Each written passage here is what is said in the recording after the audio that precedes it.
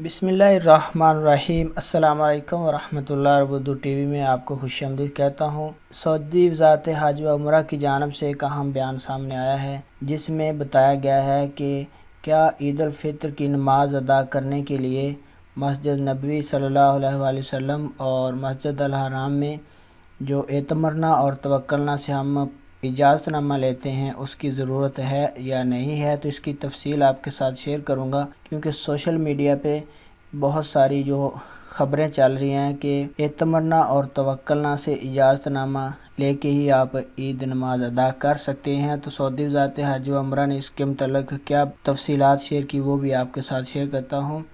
अखबार 24 के मुताबिक सोशल मीडिया पे जो अफवाहें बड़े पैमाने पर गर्दिश कर रही थी, उसके मुतल्लिक़ मस्जिद अल हराम और मस्जिद नबवी सल्लल्लाहु अलैहि वसल्लम में ईद उल फितर की नमाज अदा करने के लिए एतमरना और तवक्कलना के ज़रिए परमिट जारी कराना होगा। तो ये सोशल मीडिया पे खबरें चल रही हैं। तो इसका जवाब सऊदी वज़ारत हज व उम्रह ने दिया है कि सोशल मीडिया पे जो वायरल होने वाली बातों की तरदीद करते हैं और इस बात की यकीन दहानी करवाते हैं कि ईद उल फितर की नमाज अदा करने के लिए मस्जिद अल हराम में परमिट की कोई ज़रूरत नहीं है और ना ही मस्जिद नबवी में एतमरना और तवक्कलना से आपको किसी किस्म का इजाज़तनामा हासिल करने की कोई ज़रूरत नहीं है।